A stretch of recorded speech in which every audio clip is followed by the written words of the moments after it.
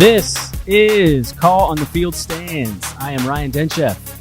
I'm actually by myself for this episode. My co-host Jeff Mapis has some personal commitments he has to take care of this week. But we'll be back at our regularly scheduled programming, if you will, next week. And actually, in a couple weeks, Jeff is probably going to be doing a similar solo episode as I'll be traveling for work and we'll be out on the West Coast in Pacific time. So I'm not sure if our schedules will be able to align to make sure we can get the podcast recorded and all that. And depending on what my schedule looks like while I'm out there with work, I guess we'll kind of play that one by ear, but it is likely. And we didn't want to skip out on a week. We want to make sure we stay committed and retain our weekly schedule and stay on track here. So I'm going to take the mic by myself. Got some interesting topics, obviously, to break into here in a second with the NBA starting. We had the World Series get underway. Today is October 23rd.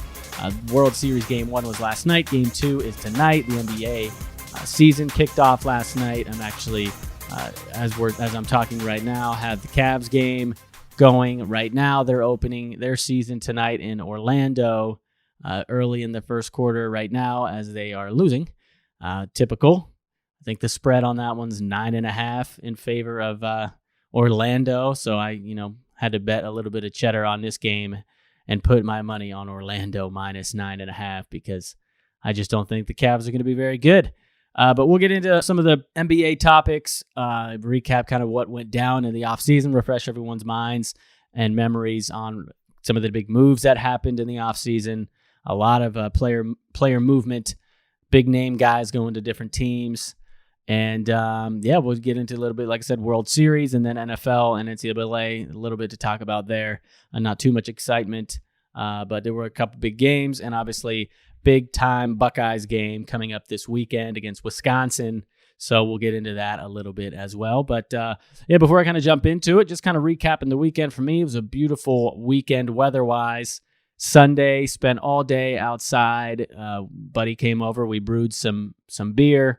My next batch of home brew, which is actually sitting here in my basement, fermenting as we speak. It's a brown ale. And here in about a week or two, we're going to get that bottled up. And then a week or two after that, I'll be reporting back, I'm sure, on this podcast to tell you all how delicious or not very it is. So, it was a great weekend, like I said. In addition to brewing beer, my buddy and I, we smoked some chicken. And just like I said, spent all day outside here in Cleveland. Weather is about 70 degrees or so and sunny as all hell. So we're out there in the tail end of October in short sleeves, just chilling outside. So it was pretty awesome. And Saturday, much similar to most Saturdays, just watching football. Unfortunately, no Buckeyes, no Browns this weekend for me to watch. But there were some good games. Won a little bit of coin on Florida, beating South Carolina in a pretty good game. That game was pretty fun to watch with the rain and just the back and forth of that, and then ultimately how it was pretty much, I was going to say it came down to the wire, but it kind of, Florida kind of took control of the game with a few minutes remaining, and it really wasn't too close down to the end, but it was one of the better games that we saw. While that was going on, Wisconsin getting upset by Illinois, which was wild. One of the biggest upsets that has been in the Big Ten. I think they said in the last 40 years, it's the second biggest upset from a spread perspective for a team losing in the Big Ten. So it was pretty shocking. It kind of takes a little bit of the national hype, I guess you could say, away from the Ohio State game that is going to be going down this Saturday. But nonetheless, it is obviously going to be a huge game, and huge playoff implications are still on the line for both teams, really, if you kind of think about it. We talked a little bit earlier in previous weeks about the potential for a one-loss Big Ten team to get into the college football playoff. Very much alive still. So Wisconsin obviously isn't going to be just walking away and giving up their season. And the Buckeyes still, top 5 team and, undefeated. They're not going to overlook any opponents, which they have in the past. And I know that's one thing that we've seen Ryan Day over in the last few days really stresses, what I've been seeing his comments be is making sure that Ohio State doesn't take anyone lightly, doesn't overlook any opponents. Obviously, they wouldn't do that for a team like Wisconsin, but, in years past, whether it's against Purdue, whether it's against Iowa, there has been instances, obviously, where Ohio State gets upset in their playoff picture and their playoff hopes and dreams, if you will. get flushed down the commode. So really looking forward to that game. It's going to be exciting. Noon o'clock. I was hoping it'd be a little bit later in the evening, but noon is cool with me. I'll just have to start getting the beers flowing early. What else is new?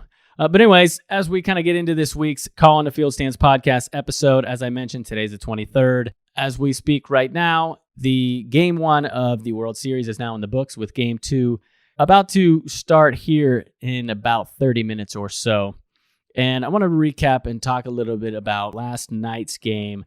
Game 1 in Houston. The Nats take Game 1, and it's going to be interesting to see how last night's game really impacts the dynamic of the whole entire World Series. You know, having an away team win Game 1 on the road. One of the better pitching matchups of, one team versus another team staff-wise that I can really remember in quite some time.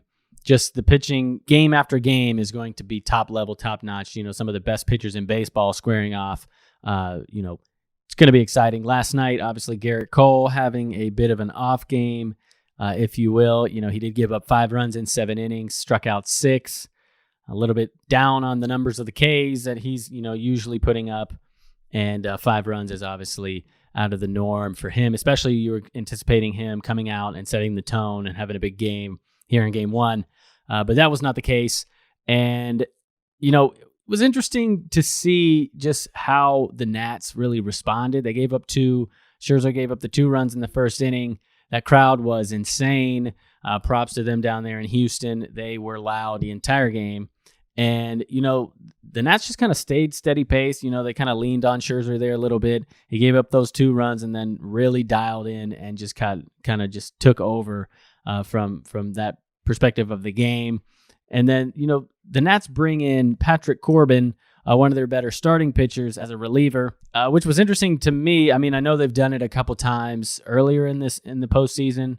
And, obviously it seemed to work out a little bit in the past. There's been some hits and some misses from his relief efforts so far this postseason, but obviously it worked yesterday, and they kind of clawed their way back into the game, got to Garrett Cole, and took the lead in the 5th inning, I believe it was, after tying it in the 4th, something like that. And, the game-changing moment, there was really 2 of them, and I was really impressed what I saw from the Nats in the 7th inning, especially. Rainey comes in to pitch, gives up a bomb to Springer, walks 2 batters. He gets yanked. They bring in Hudson, who gets the first batter to fly out. So at that point, there's 2 on, 2 outs with Hudson on the hill. And Trey Turner makes one of the best plays of the game, if not the best play of the game, in my eyes. With those 2 on, 2 out, Correa hits a lined, I guess it was a ground ball, but a lined ground ball. Really hard hit into the gap between short and third, and Trey Turner makes a great stop behind the third baseman to keep that ball in the infield. If he doesn't do that, a run scores, but he's able to keep that ball in the infield, ends up being bases loaded, and then Hudson gets Jordan Alvarez to K as the next batter. That was one of the really best plays of the game, and a really clutch turning point moment where things could have gotten away a little bit. Houston would have got that run back, and it would have been interesting to kind of see how the rest of the game played out, especially for the fact that they won 5-4. So, one of the better plays and a huge moment and huge step up by Turner and Hudson and that whole team, really. And then the other really changing moment of the game, which wish Jeff were here so we can kind of rap about this a little bit, but it was the 8th inning, and trying to recall exactly how this went. I think first guy gets on, and then the next batter gets out. Then George Springer comes up, and at this moment it's 5-3, and so 1 out in the 8th inning of the Game 1 of the World Series. And Springer hits a ball deep into right center, and he decides he wants to do a Sammy Sosa hop as he starts watching this line drive into deep right center that he thinks is a home run. And he's doing his Sammy Sosa hop, and little does he know this fucking ball goes off the wall, and he ends up with a double when he should easily been standing on third. And, so that 1 run scores that was on. I think the next batter was Altuve, who flies out, and that would have been the tying run if he was on third. And instead, he wanted to do a little Sammy Sosa showboating and got caught up on a ball that goes off the wall. And then after the game, he has the balls to come out and say, oh, well, I would have never made it to third. I would have been thrown out anyways. Bro, that's horse shit. You fucked up. I know you're going to say what you kind of need to say to, make sure you don't look like too big of a jackass. But in fact, you actually look like one more so, because everybody saw what the fuck happened. And now the best part is you go on Twitter and there's people who actually overlaid a triple that he had earlier in the season with the timing of that whole entire play that goes off the wall. Clearly, he would have been into third easily, probably standing. He probably wouldn't even have drawn a throw. But regardless, he wants to kind of be that guy who is the hero, and he got kind of lost in the moment a little bit, and he, fucked himself. And I think that was really the ultimate changing point of the game. And it's going to be interesting to see how he responds and that team responds from a moment like that. And a loss in the first game of the series where, obviously Scherzer's going on the other side. So he is, in my opinion, the best pitcher in the game. It's not like you expect to get a win, but you're the home team. You have Garrett Cole, who is, right up there in the conversations for the Cy Young with his teammate who's going to be going tonight in Verlander. So it'll be interesting, like I said, to see how they respond and if it has any lasting hangover, if you will, impact on Springer's game. He has been balling the fuck out. He did hit the home run last night. He hit the double off the wall. I mean, he has been the guy. I think that he's, dating back to the last time he was in the World Series, hit like 5 home runs in a row or something crazy like that. But, he might, if he comes out into a slump, it might show that play of him fucking up and perhaps costing his team the game might be in his head a little bit. I know these guys are pros and they don't really let anything, get in their way of their psyche, if you will. When you fail at the batter's box 70% of the time, you kind of have to have a strong mindset to be able to continue to go out there and not succeed, if you will, even though you're one of the better players in the game. So we'll see what happens, and it's shaping up to be a great World Series. I know we've spoken about our lack of interest in the whole playoffs as a whole so far through this early through the first couple series and rounds, and even at the tail end, once the Indians were kind of eliminated, I kind of checked out a little bit from the rest of the league. I don't know if it was just for pure frustration or just my lack of interest, or like I said, we talked about what kind of different things are going on in the game that are making it not as interesting. Might just be a personal thing, but I think I'm all the way back in on this World Series. Game 1 was super fun to watch. It was really exciting, and it's going to be really fun to watch these great pitching matchups game after game. Like I said, it's going to be interesting to see what Houston does with Corbin and, just these next pitching matchups. Like I said, tonight, Strasburg, Verlander. That game's going to be getting underway here in a little while, and I'm going to be flipping that on as I go back and forth between some NBA. I'm sure I'm going to pay more attention to the World Series and the Cavs because, like we mentioned, the Cavs probably aren't going to be very good this year. But I am, really excited for the Cavs this year. And, just me personally, I really enjoy the NBA. I really love just everything about the NBA, just the storylines and the players and the talent on the court. It's just, for whatever reason, one of my favorite sports to watch. I do obviously love football, and baseball is ultimately probably my favorite sport, but I would much rather, I think, watch a random NBA game than a random MLB game. And there's a lot of different reasons for that, like I mentioned, but I am excited for this season, and the Cavs in particular. I'm going to talk a little bit about them and kind of what I expect to see out of them and some of the things to look out for. But ultimately, I don't think they're going to win all that many games. But they should be showing some improvement through the season, and we'll get into that. But before we really jump truly into the Cavs talk and the NBA, let's really quickly, if I can do that, refresh everyone's memory on what went down over the last couple months of NBA free agency and trades and the draft and everything like that. I'm going to rattle these off real quick, as quickly as you can, for all the shit that went down. But yeah, the NBA season underway last night. Defending champion Raptors, with now no Kawhi Leonard, ended up beating the Pelicans in overtime. And then the late game last night, as the NBA's opening night, was Kawhi and the Clippers.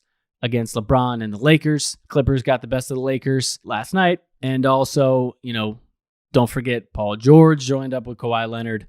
And that's going to be a interesting thing to watch is that Western Conference now. You got the breakup of KD leaving the Warriors and, Anthony Davis joining up with LeBron with the Lakers.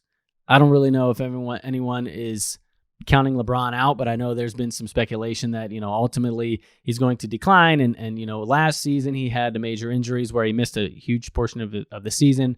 One of his bigger, if not biggest, I'd have to look it up, but it's probably the biggest chunk of time he's missed out of a season for probably his entire career. So is that going to impact him? Is there going to be any carryover there? If anybody's counting out the Lakers, I would highly advise you do not put money on that because I'm not, much like Tom Brady and the Patriots, I'm not counting out LeBron James, especially when you add a guy like Anthony Davis to the court. They are going to be a force for sure, and I think the Warriors are going to regress a little bit. Obviously, they lose KD, but just ultimately, the Warriors team has been built around their top stars and some decent initial guys off the bench, and their bench beyond their couple guys is a little bit lacking. You only have so much money to spend, and they spend it on, their entire best players. I think that's going to catch up with them a little bit. They did sign a few guys and kind of rebuild their bench and their depth a little bit after losing KD, but I think losing KD is really going to have an impact.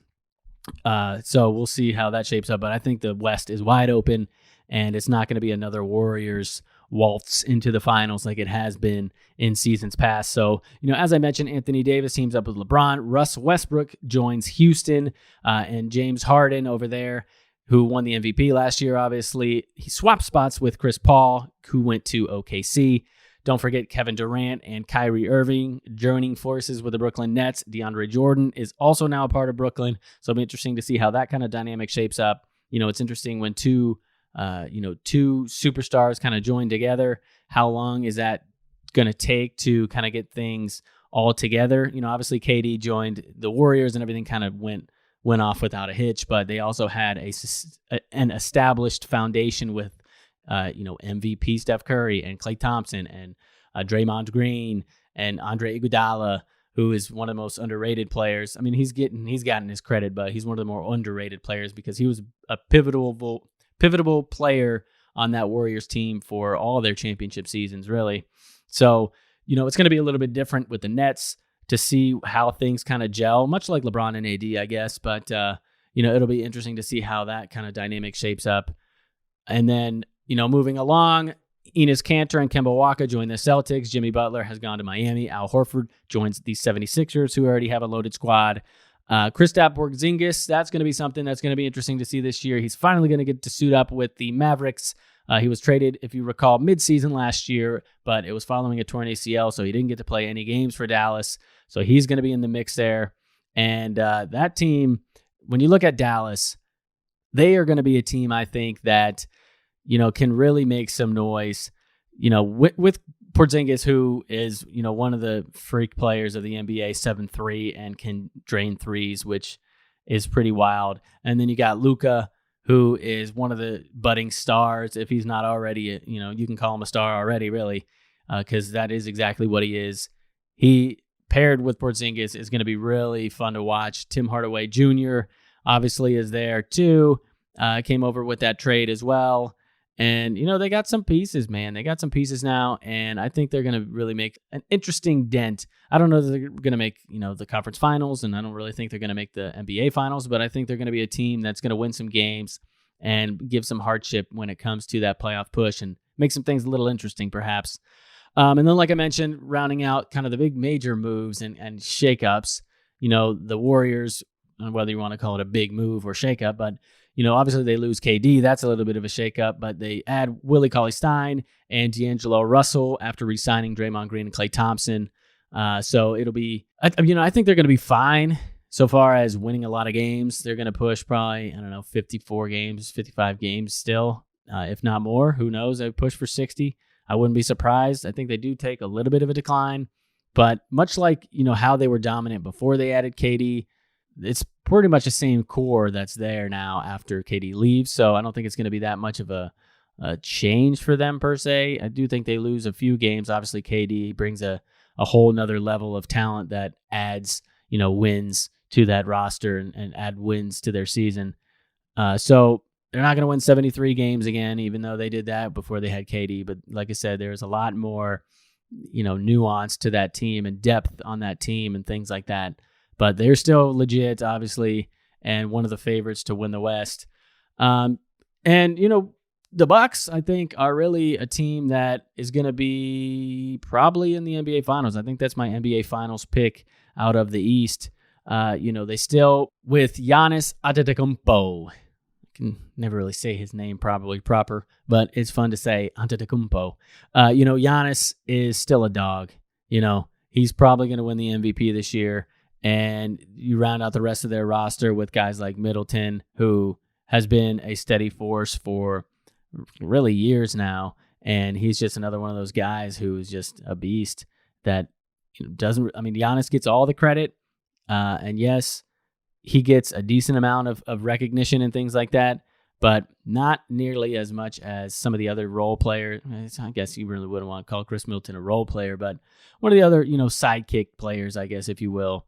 He is making over $30 million, so it's not like he's sleeping on anybody, but he's not one of the mentioned guys. Don't really talk about, when we talk about the duos or the squads, the big threes and things like that, the Bucks and with Chris Middleton in that mix, it's really not mentioned all that much.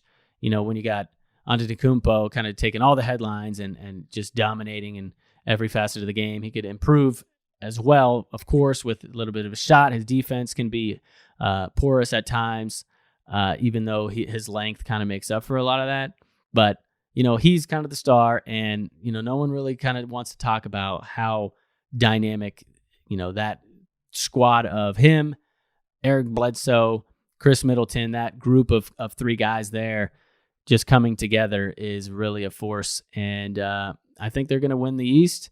And Giannis, I think this is his year to take that MVP. So we will keep our eyes on that throughout the season. And I guess when Jeff comes back, we'll probably try to break down, our conference teams, our conference picks, our NBA Finals picks, and things like that. It's been fun to do that a little bit in college and the NFL. So we'll probably do a little bit of that as well for the NBA and talk a little about who our sleeper teams are, or teams that I think are going to make a big run, and kind of really break down our perspectives and get our opinions. I want to hear from him on, some of these major moves and these off-season acquisitions for teams and these guys changing organizations and teaming up with other superstars and kind of how that's going to really shape up. It's really been interesting to see that whole atmosphere of the NBA centered around guys shifting teams and teaming up with one another. And really, it's isolating a lot of teams. There's only a handful of teams now that really have a chance in a lot of respects. But it is very interesting, and I actually enjoy having, several teams that can really make a run now. It was just the Warriors, and, before last season, it was Warriors and Cavs 4 straight years, it was awesome to see, obviously from a Cavs fan perspective, but seeing a big-time NBA rivalry like that was really cool, something that, some of the old heads probably can recall back when the Celtics and the Lakers were having, the annual battles for championships and things like that. I'm not sure how much of that we're going to continue to see with all this shifting and movement between players, and how much, teaming up and moving around that we've seen in the NBA in the last couple seasons. But it'll be really fun, I think, to have all these different teams and all these superstars in the mix of the NBA championship season. And, it's also been a case where some guys are just kind of left on the outskirts of championship pushes.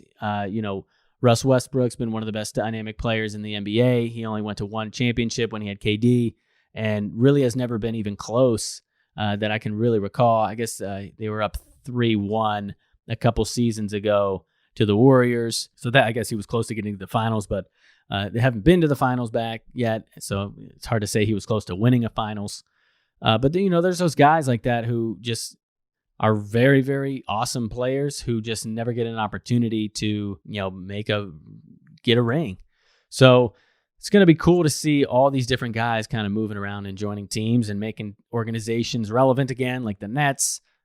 So, yeah, I'm excited for the NBA season. It's going to be really fun to watch. And also, there's some interesting storylines and things to keep our eyes on so far as the young talent coming into the NBA. Obviously, the top picks are always dominant, or not always dominant, I shouldn't say that, are always dominating the headlines, I guess. Just because one guy, like we've talked about in the NBA, can have such a drastic and massive impact on an organization. You get one guy, he can change everything for you. So it's always interesting and fun to watch, like the young guys coming out of the NBA draft who are super hyped up. They come, top 5 picks, and are they capable of living up to the hype? Are they capable of propelling organizations into the limelight and into success? We've seen it happen well. We've seen it not so much. So, Ja Morant with the Grizzlies. Zion, unfortunately, tears his meniscus or had some type of meniscus surgery the other day, so he'll miss 6 to 8. That's quite unfortunate for the Pelicans and, NBA fans alike who were really excited to see him step in. There's a lot of criticism and speculation that he wouldn't come into the NBA and really be his dominant self like he was in college. And I just was on the hype train of that being a whole lot of horseshit. I thought, and I still think, obviously, he's only going to miss 6 to 8. It's not like his season or his career is over or anything, but I still think he's going to come in and be a beast. His athleticism is off the charts. He can do a lot of things well. It appears that his basketball IQ is up there with a lot of the top guys, especially the young ones. It's kind of difficult per se to tell exactly what's going on in their heads and how things kind of shape up because they play at Duke, because they got Krzyzewski kind of running ship there. It could hide things that players may not be that good at so far as like vision or understanding how to attack what the defense is trying to go against your offense and different things like that. But from all impressions, I think, he seems to know what the hell's going on, and he seems to be pretty bright. And he's just a freak athlete who can do pretty much anything on the court that he wants. So I think he's really going to translate into the NBA very well, and I think he's going to quiet a lot of the skeptics, and he's going to start dominating. Whether or not he'll win the Rookie of the Year, it's going to be tough now. He's going to miss 2 weeks of the season, but who knows, man? Who knows? He is a freak, and he could just come in and dominate. And if no one's running away with it early, he could easily be back in that conversation, which would be awesome to see and would really be fun to watch. And then, RJ Barrett with the Knicks. The Knicks suck, so what are you really going to do there? Not a whole lot to talk about, but he's another guy who can come in and really establish himself early on and set up a long-term future with the Knicks. Like I said, I don't think they're going to be very good, so I'll still watch their games because it's cool to see those young guys, but the Knicks still suck. And then, the Cavs, when I talk about them, being a Cleveland fan, it's going to be fun to see this team kind of transition and do what I think they're trying to do. And it'll be interesting. I want to talk to Jeff about this as well, and his perspective will be interesting as a Michigan fan to see how Beeline's going to come in and kind of, he had a more different look. Obviously he's seen a lot of Michigan's basketball games in the past, so he has a lot better of an understanding of Beilein and what he's all about and what he's capable of. But just from my perspective, I really think he's the right guy for this job. The transition from 4 straight finals with LeBron James to trying to reset your entire franchise. I think Beilein is that perfect guy, having that mentality of being able to coach young guys and really being able to get guys to gel. When you're in college, you get these recruits coming in and they haven't played with each other. They're only going to be there for a year, maybe 2, maybe 3, 4 at the most, obviously. So, you have a short window and you have to get everybody to kind of gel together who hasn't played together before, and you got to get them to come together quickly. They're all super young, so they might come from backgrounds and high schools that, just let their freak athletes who are now playing for Michigan be freak athletes. So you really don't know what you're getting, and it's kind of hard it can be a challenge and a whole different dynamic, obviously, to mold high school basketball players into successful NCAA basketball players, and then again make that next step to the NBA. So when you got all these young guys, Colin Sexton comes to mind.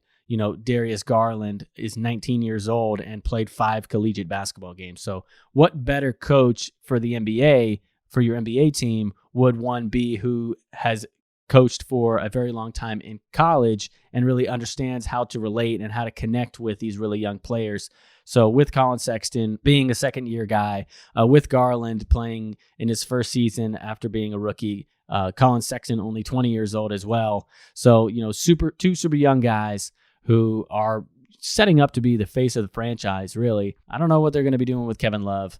Where the Cavs are concerned, they're going to have a rough season. Let's just be honest with this. Their defense is almost guaranteed to be the worst in the league.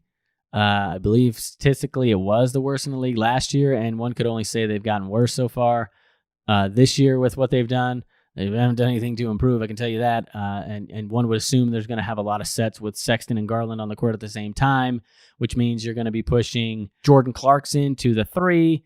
Good luck with that. Your other guy, you got Matthew Dellavedova, who is going to get some minutes, obviously. They're just rotation. Larry Nance Jr., Kevin Love, obviously, is atrocious at defense.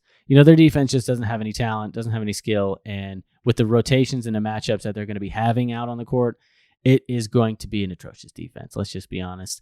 They're going to give up a ton of points. And with the youth that they have, I don't see them being able to, keep up with scoring with the points that the other teams are going to be putting up game after game, week after week. So, over under on their wins, I didn't really look it up, but I would imagine they're not going to win more than, 25, 27 games. And that's probably a stretch. I think they won 19 games last year. So maybe they'll win a few more. And one thing that I want to see is progression throughout the season.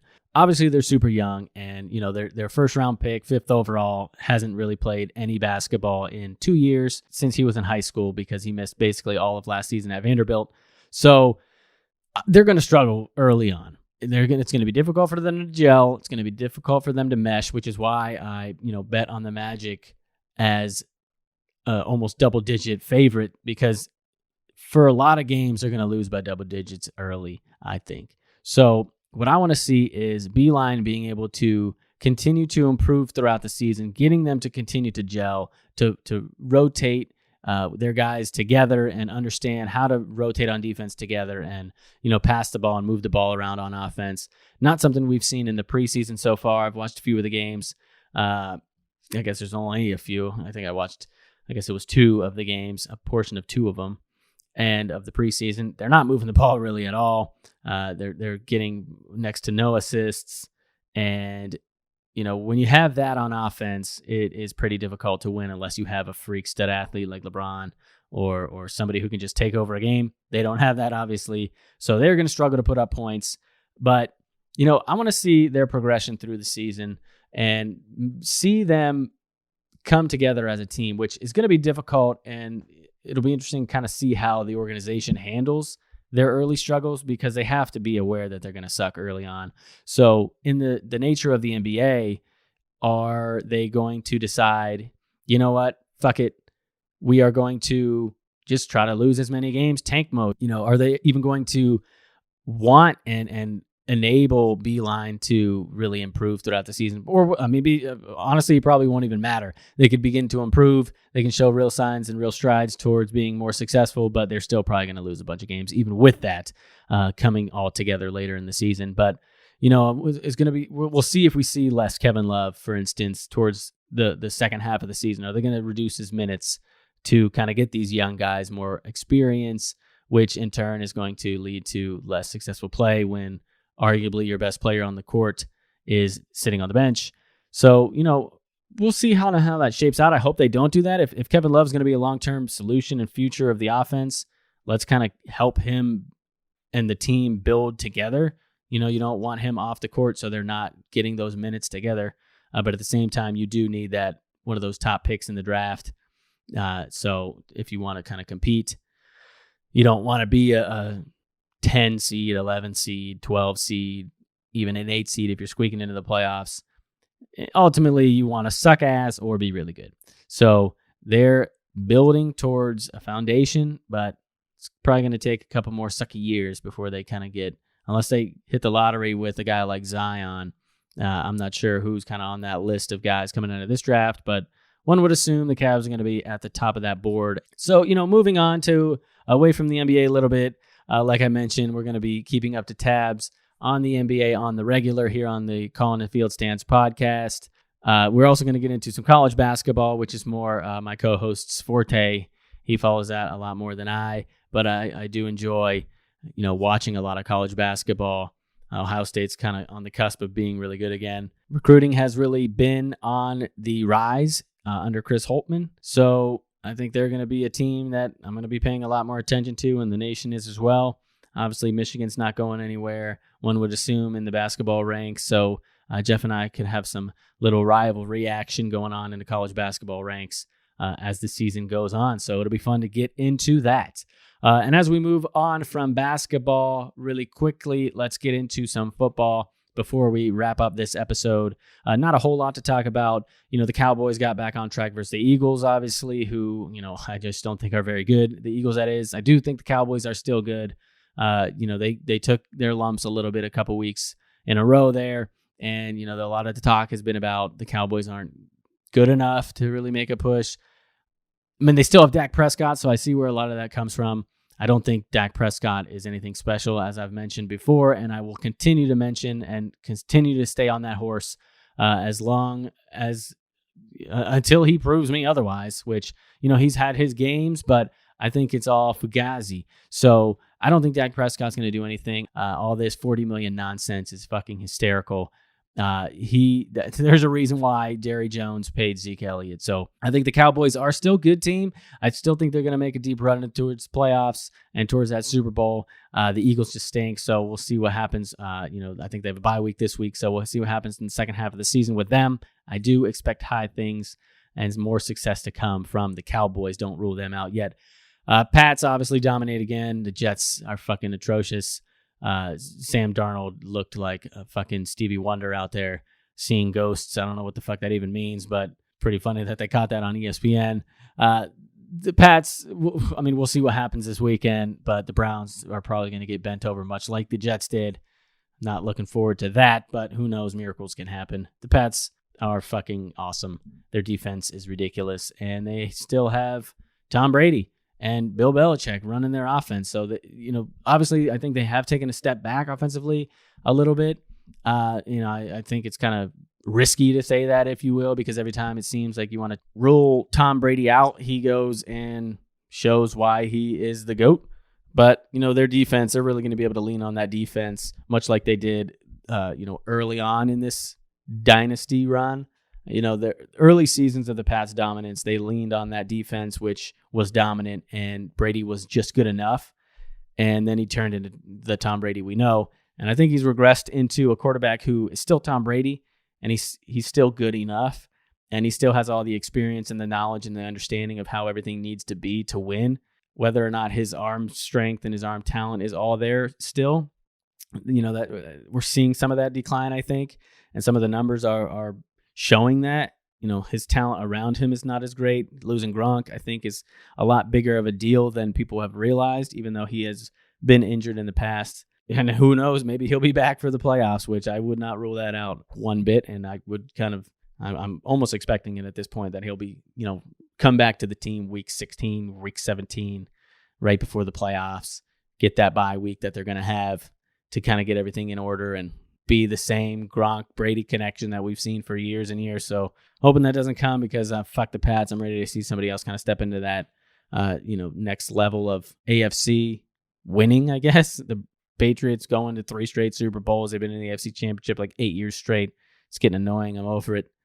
Maybe Pat Mahomes will be there again, which fucking Pat Mahomes, Jesus Christ, this motherfucker Thursday night dislocates his kneecap, and I already saw on Twitter him running around practice today throwing balls. He's probably going to play this weekend, which is ridiculous that, we saw it on ESPN or whatever network played a Thursday night game. I don't know if it was ESPN for sure, but we saw the play on TV Thursday night. That quarterback sneak up the middle, dude comes in from the side, busts his knee, fucking trainer comes in and pops that bitch right back into place on the field, which was absolutely disgusting. And, it was thoughts that he'd be done for the year. Thought that maybe he tore his ACL or some other catastrophic ligament injury that would cost him the season. But no, Pat Mahomes, he's out there slinging a rock already. And, with what he's able to do on the field and throw from every angle and throw from everyone on the field, I wouldn't be surprised to see him come back and not even skip a beat. So that game was pretty boring once he got injured, that Thursday nighter, that is. The defenses kind of took over a little bit. The Broncos were bad. There's a lot of talk about the Chiefs' defense not being all that good. They looked pretty fucking good the other night. I don't know if it's because the Broncos are just that shitty, but they could not. Joe Flacco was on his ass all night. They couldn't do a damn thing that game. Obviously no one's ruling out the Chiefs, especially now that Pat Mahomes is probably not going to miss any time. But if he does, it seems to be very minimal amount of time of what could have been. So I want to see what happens, man. Hopefully he plays this weekend against the Packers because, I would love to see that matchup, in this part of the season with Pat Mahomes and Aaron Rodgers, who Aaron Rodgers blew up the Raiders on Sunday. I think he had 5 passing touchdowns and a rushing touchdown as well. So 6 total touchdowns, over 400 yards passing. Aaron Rodgers showed Aaron Rodgers reminded the world of who Aaron Rodgers was. Not that he was having a down season per se, but a lot of the talking points and, the headlines of the Packers starting the season so strong was that their defense has really improved and really started, dominating teams, which is very true. I mean, that's the scary part about the Packers. They only have 1 loss. They still have Aaron Rodgers. They still have a bunch of offensive weapons. And, their defense is one of the better in the league now. So, they look pretty fucking good. And they're going to be a tough team to beat. So I want to see that matchup this weekend with Pat Mahomes and Aaron Rodgers. That is the Sunday nighter game this weekend. And then other storylines from Sunday, the Ravens had a huge win against the Seahawks. My prediction early on when we did one of the first episodes was picking teams that were going to underperform and win below their projected Vegas over-under and wins. I picked the Ravens, looking like a bad move on my part. I think it was 9 wins, and they're already, 5-2 now. So, that was actually a big win. All this hype about Lamar Jackson, I still think he's overrated. I still don't think he's going to be anything special. Nothing's really changed. Yes, he had a great game running the ball the other day. He was like 9 for 20 passing, which is fucking terrible. And it's really not a long sustainable track towards success in the NFL when your quarterback can't even hit 200 yards, I don't think. But their defense improved, with the addition of Marcus Peters, but I still don't think it's anywhere near what it was last year. I'm not all the way in on the Ravens. I don't think they're going to win the Super Bowl or even go to the AFC Championship, but it's their division to lose at this point. The Browns have underperformed over the last couple of weeks. The Steelers still have Mason Rudolph as their quarterback. So, I don't see them winning more than 6, maybe 7 games. The Browns have a lot of potential, especially in the later end of their schedule, as we've talked about numerous times. But they got to get through this next stretch of 3 games.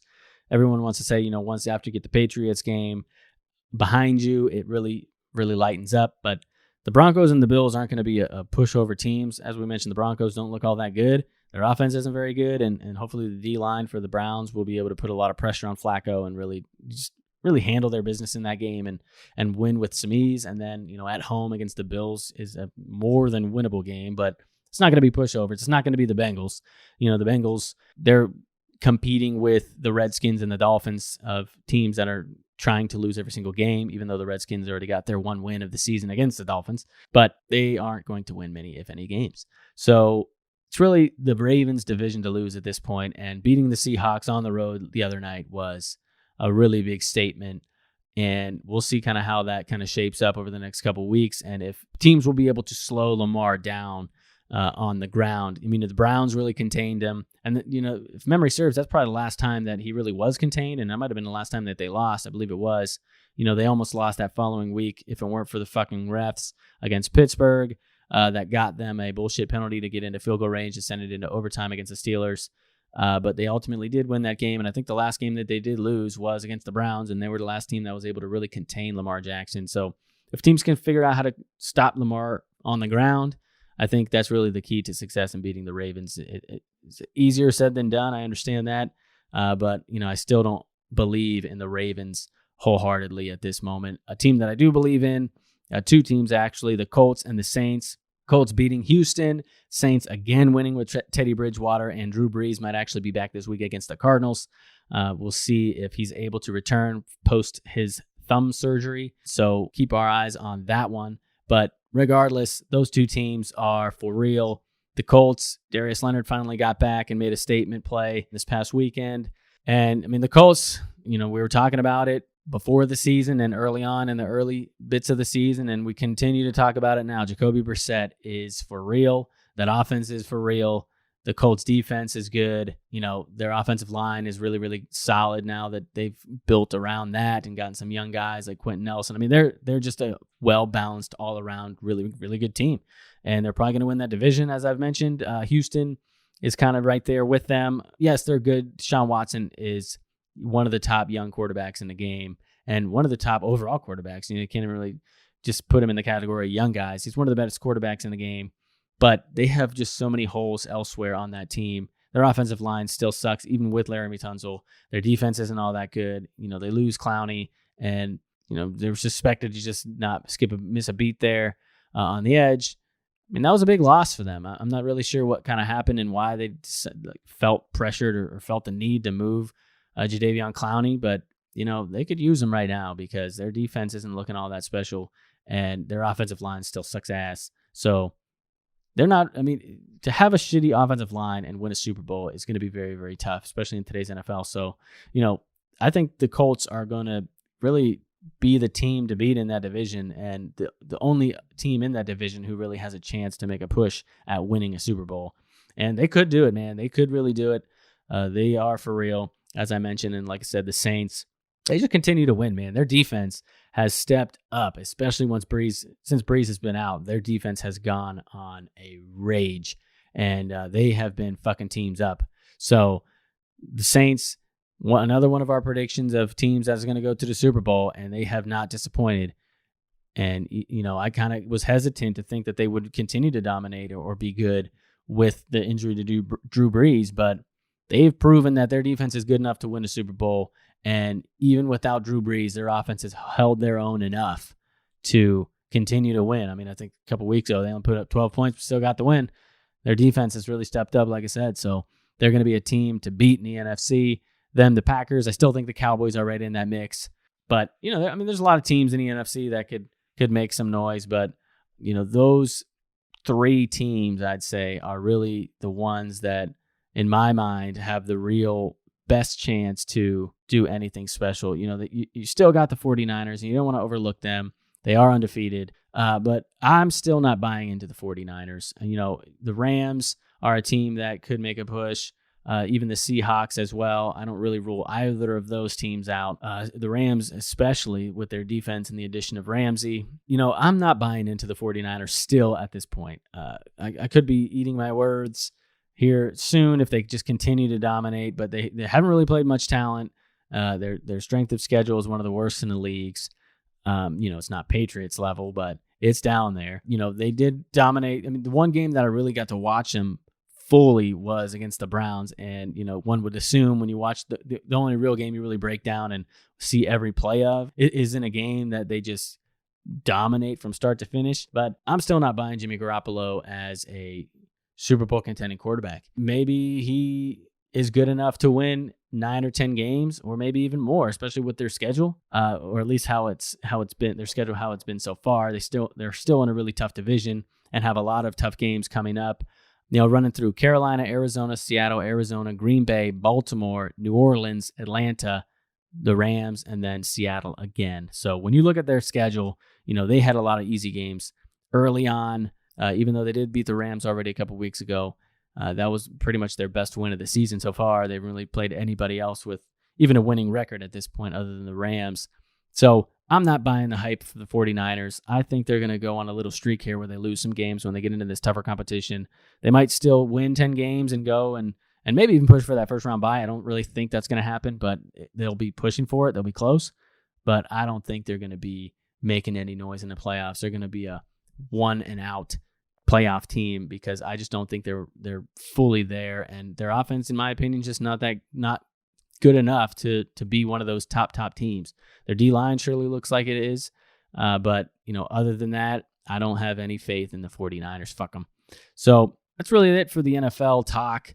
Don't want to harp too much as there's a lot to talk about this week, and it's probably annoying to hear one person's voice for an entire hour. So really quickly recapping NCAA, as I mentioned, a huge upset last weekend with Wisconsin going down against Illinois. Like I said, kind of takes the wins out of the sails nationally, at least, away from that Ohio State matchup. But I mean, I'm not too really concerned about Wisconsin. I wasn't too concerned about Wisconsin going into this week before they lost to Illinois, and I'm not concerned really much at all right now. They're kind of a one-trick pony on offense. You slow down Jonathan Taylor, you're probably going to dominate the game. Their defense is, what we thought was their defense was one of the better in the nation. But, when you lose to Illinois, it's kind of hard to retain that reputation as, one of the top elite defenses, which Ohio State obviously is. They again dominated their opponent this past weekend on Friday night against Northwestern, putting up 53-3 or 52-3, I think it was.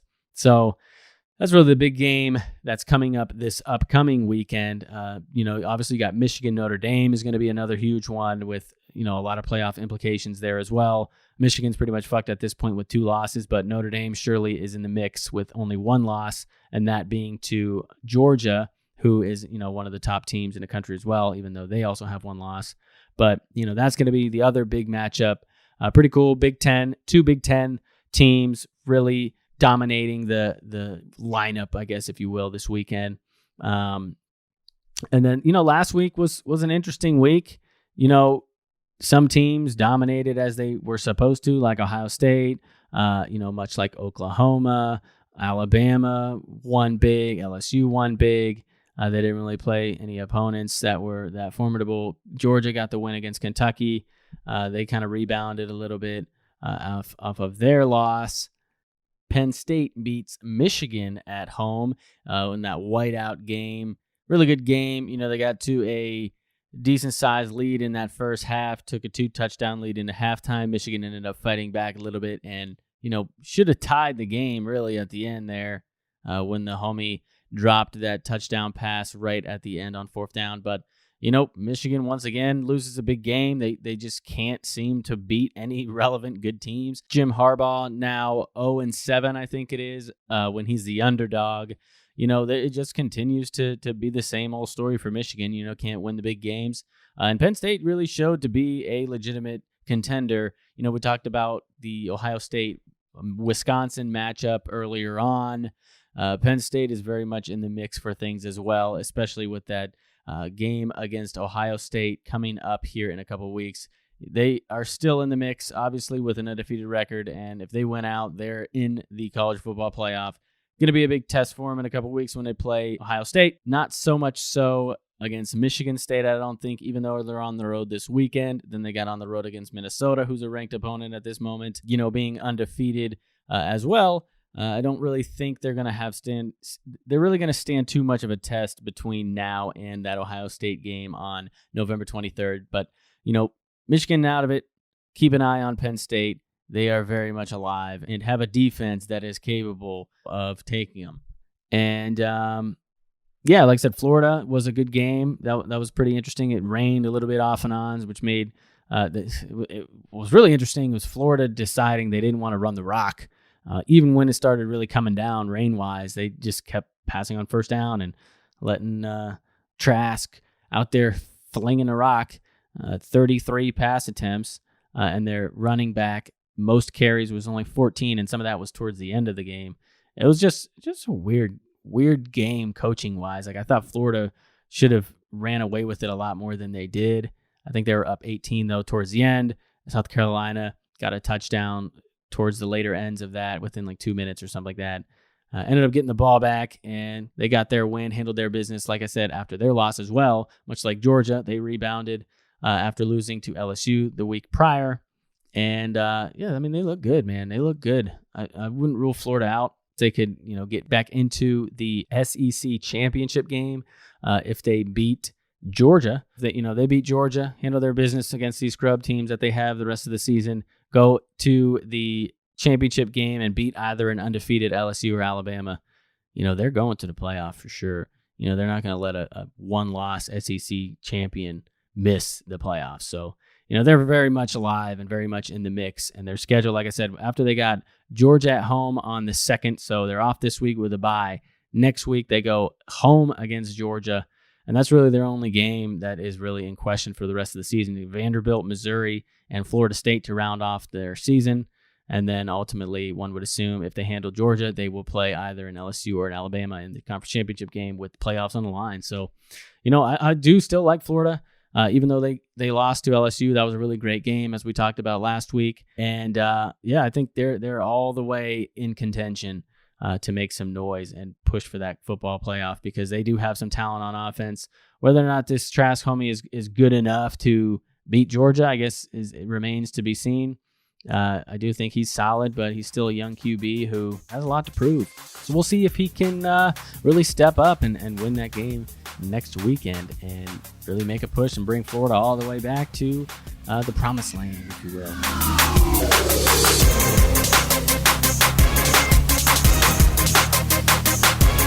So that does it for this week of Call on the Field Stands. It's been a fun episode, but certainly looking forward to having Jeff back on the show next week. Keep your eyes out for that, and we will talk to you then.